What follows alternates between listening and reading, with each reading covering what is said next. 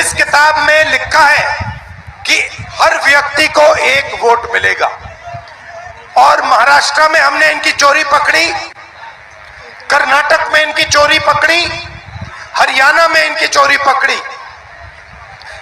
महाराष्ट्र में चुनाव होता है, लोकसभा में हम जीतते हैं। নমস্কার, ইতিমধ্যে বিগ ব্রেকিং নিউজ আমাদের কাছে পৌঁছে গেছে। ভারতের ভোট চুরির প্রশ্নে মুখোমুখি রাহুল গান্ধী ও নির্বাচন কমিশন।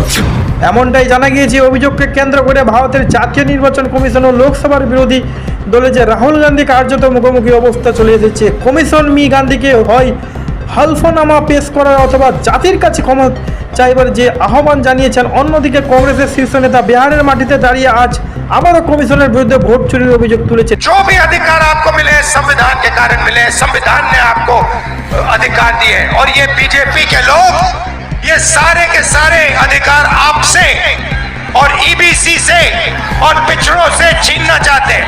भाइयों और बहनों, 65 लाख वोट कटे हैं। लिस्ट निकालिए और देखिए, उसमें ईबीसी है, दलित है, अल्पसंख्यक है, पिछड़े वर्ग के लोग हैं, गरीब लोग हैं, किसान हैं। उसमें एक अमीर व्यक्ति का नाम नहीं है, एक अमीर व्यक्ति का नाम नहीं है।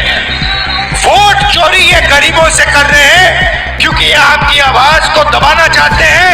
और मैं स्टेज से आपको कहना चाहता हूं, ये आपकी आवाज को कभी नहीं दबा पाएंगे। हम आपके साथ खड़े हैं।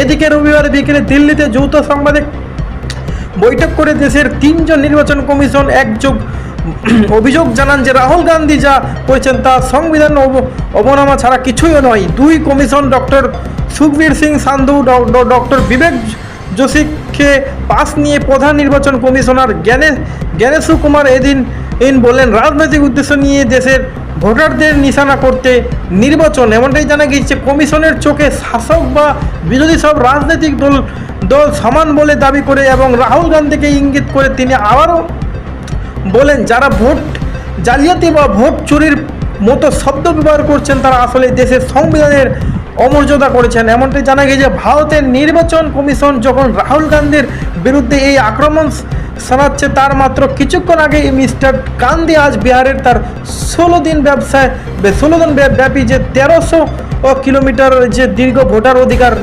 যাত্রা সূচনা করেন।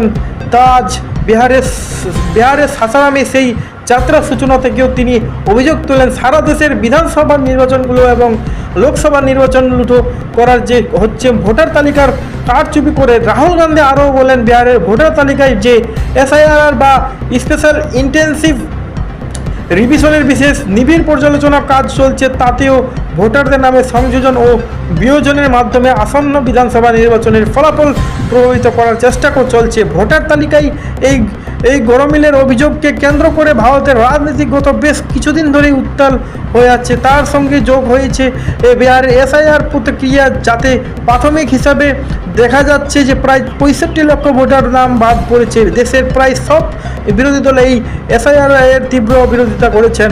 রাহুল গান্ধীর অ্যাটক বোমা ফাটানো, এই গোটা বিতর্কের সূচনা হয়েছিল যে গত 7ই আগস্ট যখন রাহুল গান্ধী দিল্লিতে কংগ্রেসের সদর দপ্তরে একটি ভিন্ন ধর্মী যে সাংবাদিক সম্মেলনে বক্তব্য দেন। তার কয়েকদিন আগে তিনি বলেছিলেন তিনি খুব শীঘ্রই একটি অ্যাটম বম ফাটাবেন। সেদিন সাংবাদিক সম্মেলন তিনি নির্বাচন কমিশনে দেওয়া ডেটা ও তথ্য বিশ্লেষণ করে দেখান যে 2024 লোকসভা নির্বাচনের পর শুধু ব্যাঙ্গালোরের মহাদেবপুর আসনে অন্তত 1 লক্ষ ভোটারদের হিসেবে কারচুপি করা হয়েছিল। কীভাবে মাত্র 10 বর্গফুটের একটি বাড়িতে 80 জন ভোটারকে নথিভুক্ত করা হয়েছিল এবং তালিকায় আরও 80,000 ভুয়া এন্ট্রি করা হয়েছিল বা বৈধ ভোটারের নামে বাদ পড়েছিল। মহাদেবপুর থেকে সেই উদাহরণ তুলে ধরেন তিনি। যদিও এই সব দাবির কোনো কোটি নিয়ে পরে পাল্টা প্রশ্ন উঠেছেন। ওই একটি কেন্দ্রে হিসেবে এক্সট্রাপোলেট করে তিনি আরও দাবি করেন, সারা দেশে যদি 30টি আসনীয় এই মাপের ভোটার তালিকায় গরমিল থেকে থাকে এবং তার সুবিধা নিয়ে সেগুলোতে ক্ষমতাশীল দল জিতে থাকে, তাহলে খাঁটি ভোটার তালিকা ভোট হলে নরেন্দ্র মোদীর টানা তৃতীয়বারের মতো প্রধানমন্ত্রী হওয়া হতো না। ভোটার তালিকায় এভাবে কারসাজি করার যে বিষয়টিতে বিজেপি ও নির্বাচন কমিশন যোগ সাজস ছিল বলেও তিনি অভিযোগ করেছেন। এমনটাই জানা গিয়েছে নির্বাচন কমিশনের যে সাংবাদিক সম্মেলন। তবে নির্বাচন কমিশন রাহুল গান্ধী সব অভিযোগই উড়িয়ে দিয়ে তাকে শপথ নিয়ে কোনো হালফনামা পেশ করতে হবে অথবা মিথ্যা অভিযোগ তোলার জন্য তা জাতির কাছে ক্ষমা চাইতে হবে। প্রধানমন্ত্রী যে প্রধান নির্বাচন কমিশনার জ্ঞানেশ কুমার নেতৃত্ব 3 জনের কমিশনারের যৌথ সাংবাদিক সম্মেলনও এদিন সেই বক্তব্যই তুলে ধরা হয়েছে। এমনটাই জানা গিয়েছে যে রাহুল গান্ধী যেহেতু মহাদেবপুর আসনে ভোটার নন, তাই ও আসনের ভোটার তালিকা নিয়ে কোনো অভিযোগ জানাতে হলে তার নির্দিষ্ট কিছু নিয়মকানুন আছে, যেগুলি হলো কমিশন আরও জানায় যে এরকম ক্ষেত্রে হলফনামা জমা দেওয়ার যে নিয়ম হলো সংশ্লিষ্ট কেন্দ্রের নির্বাচনী রেজিস্ট্রেশন কর্মকর্তার কাছে শপথ নিয়ে একজন সাক্ষী উইটনেস হিসেবে তাকে অভিযোগ নথিভুক্ত করতে হবে। শুধু তাই নয়, যে ব্যক্তির বিরুদ্ধে অভিযোগ জানা হচ্ছে শপথ নেওয়ার সময় তার সামনে সেটা নিতে হবে। এমনটাই জানা গিয়েছে যে বিহারের রাহুল গান্ধী যাত্রা শুরু।